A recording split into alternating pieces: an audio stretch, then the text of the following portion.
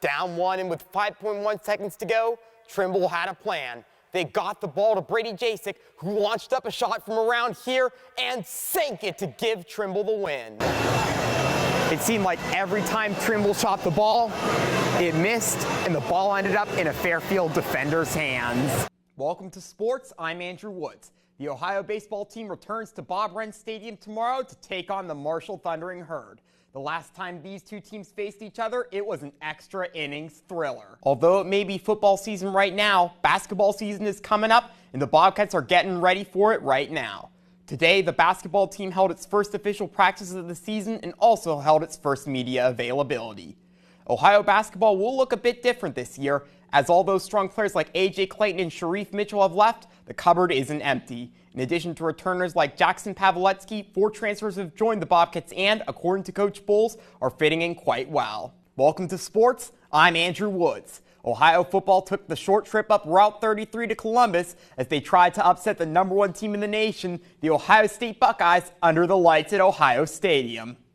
The Bobcats came into the shoe looking for a big upset, but Ohio State struck first. Speaking of the MAC, Ohio soccer opened their conference slate against Central Michigan and started hot by scoring a highlight reel goal, which they rode to a shutout win.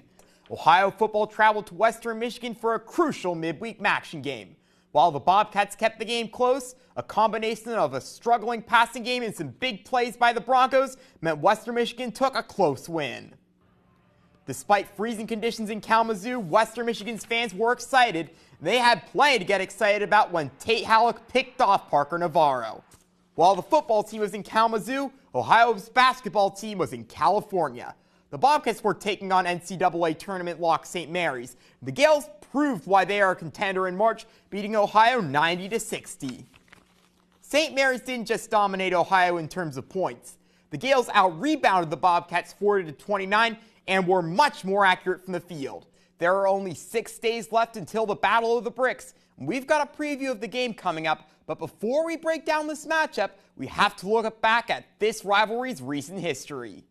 Last season, Ohio and Miami faced off twice.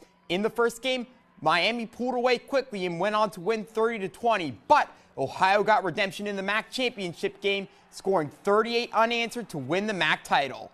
Although the Redhawks are once again a MAC title contender, they look a little different than they did the last time Ohio saw them. With the volleyball season coming to an end soon, the Ohio Bobcats are getting hot at the right time.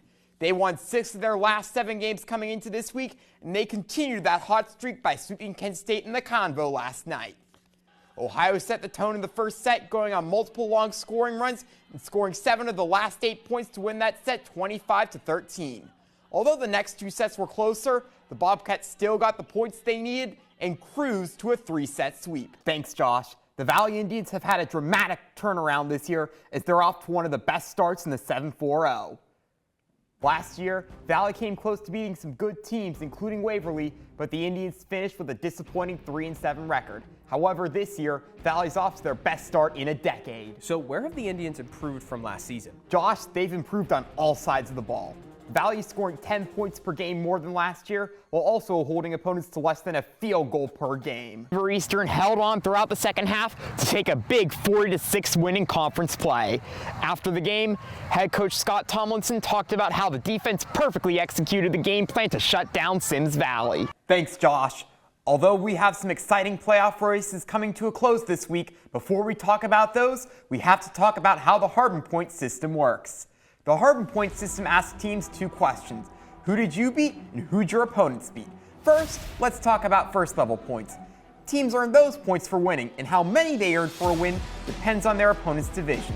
For example, a win against a Division I school is worth 6.5 points, a win against a Division II school is worth 6 points, and so on. After all the first level points are tallied, they're divided by the total number of games you played. Level 2 points are a bit different. They are, to put it simply, the level 1 points earned by the teams you beat. Those are divided by the total number of games your opponents play. There are games in regions 27, 23, 19, and 15 that all are win-and-ins. First, let's take a look at region 27. In this region, 2 teams, Bishop Rosecrans and South Gallia, who clinch with a win. First, Bishop Rosecrans pretty much has to win to make the playoffs.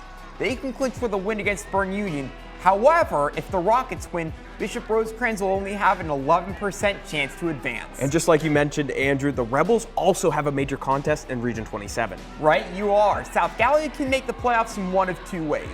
First, with the win against Sims Valley, the Rebels clinch a playoff spot in a home game. But South Galilee doesn't necessarily have to win to make the playoffs.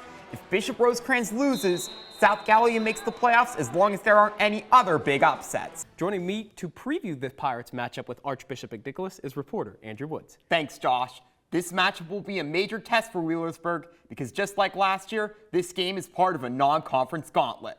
Last season, Wheelersburg played a loaded non-conference schedule of Ironton, Jackson, Harvest Prep, and of course, Archbishop McNicholas. So Josh, Wheelersburg lost this game by a lot last year, but with plenty of returning talent and a home field advantage, this game could be a lot closer. Trimble in the hole one, looking for a big shot. Brandon Berry to Patton, 4-3, bullseye! Although Rufus and the Bobcats looked like they were ready to go, Gardner-Webb took the early momentum. Keyshawn Holmes took the ball and went up, up, and away just like Superman to give Gardner-Webb the lead. Later in the first, Carson Greasock put the running Bulldogs as he maneuvered to give Gardner-Webb a 14-3 lead in the first quarter. Tackler thinks he's got him, but oh no you don't! This man has a one-way ticket for the end zone, and nothing's gonna stop him from getting there.